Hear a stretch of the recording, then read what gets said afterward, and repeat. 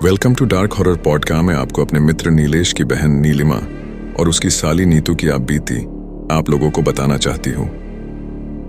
कुछ दिनों पहले नीलेश ने मुझे बताया था कि उसकी बहन की मौत हो गई है।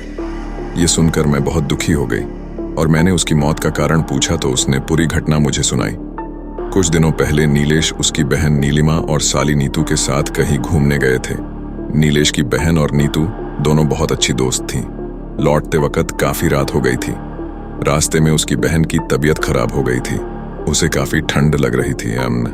हमारा घर अभी भी 100 किमी दूर था और रास्ते में कोई भी रुकने की जगह नहीं मिल रही थी। थोड़ी देर के बाद हमें एक होटल दिखाई दी तो नीतू ने होटल में रुककर उसकी बहन को आराम देने को कहा। उस होटल के काउंटर पर हमने जब रूम के लिए पूछा तो उसने बताया कि सभी रूम फुल थे क्योंकि उस रास्ते पर केवल वही एक ढंग की होटल थी।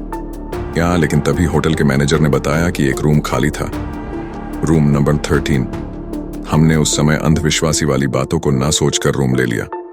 जैसा कि आप लोग जानते हैं कि रूम 13 को अशुभ माना जाता है और कई होटलों में इस नंबर का कोई रूम नहीं होता है, लेकिन ये होटल कई साल पुराना था। जैसे ही वो तीनों उस रूम में गए तो उन्हें नेगेटिव एनर्जी महसूस हुई। उस रूम की कंडीशन तो ठीक थी, लेकिन ऐसा लग रहा था जैसे बरसों से यहाँ कोई रहने नहीं आया हो। उन्होंने कुछ ज्यादा नहीं सोचा। अब वो अपनी बहन नीलिमा के लिए काउंटर से पेन किलर लेने को गया।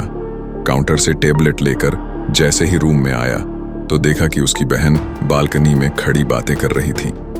नीलेश में सोचा नीतू और उसकी बहन दोनों बालकनी में बातें कर रही हैं, लेकिन जैसे ही उसके पास गया तो उसकी बहन के अलावा कोई नहीं था। उसने उसकी बहन से पूछा कि तुम किससे बातें कर रही थी, तो उसने सिर्फ सर हिलाकर मना कर दिया। तभी नीतू वॉशरूम से आई। नीलेश घबरा गया कि अगर नीतू वॉशरूम में थी तो नीलिमा किससे बात कर रही थी। नीलेश ने नीलिमा को टेबलेट दी और सो जाने को कहा। अब नीतू और नीलिमा दोनों बेड पर सो गए और नीलेश सोफे पर सो गया।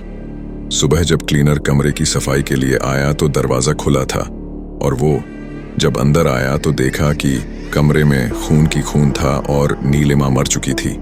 क्लीनर जोर से चिल्लाया तो मेरी नींद खुल गई और देखा कि नीलिमा की मौत हो चुकी थी और नीतू बेहोश हो गई थी।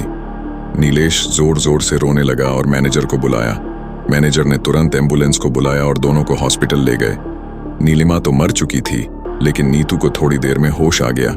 जैसे ही नीतू को होश आया तो उसके पीछे उसकी बहन की आत्मा थी जो उससे बोल रही थी, तूने मुझे मार दिया। यह कहकर वो गायब हो गई। नीलिमा काफी बुरी तरह डर गई। अब नीलेश में नीतू से सारी घटना पूछी तो उसने बताया कि रात को जब मैं पानी पीने उठी रात तो देखा नीतू फिर से बालकनी में बैठी थी और कुछ बड़बड़ा रही थी और मैं जैसे उसके पास गई और उससे पूछा कि वो यहाँ क्या कर रही है तो उसने मुझे जोर से धक्का दिया और मेरा सर दीवार से टकरा गया और मैं बेहोश हो गई और इसके अलावा मुझे कुछ याद नहीं है। जैसे ही नीतू हॉस्पिटल से छूटी तो वो नीलेश के साथ उस होटल में गई और उसने काउंटर पर मैनेजर से बात करने को कहा तो उसने बताया कि आपकी घटना के दूसरे दिन मैनेजर की मौत हो गई थी। वो दोनों शॉक हो गए। उन्होंने क्लीनर से माजरा समझने की कोशिश की तो उसने बताया कि आप जिस रूम में रुके थे वो प्रेत बाधित था और रात में वहां कोई नहीं रुकता है, लेकिन मैनेजर ने पैसों के चक्कर में रूम आपको दे दिया। इस रूम में पहले भी 2 मौतें हो चुकी हैं। अब सारी बात नीलेश को समझ में आई। इस घटना के बाद नीलेश काफी सदमे में चला गया और कभी किसी होटल में नहीं रुका।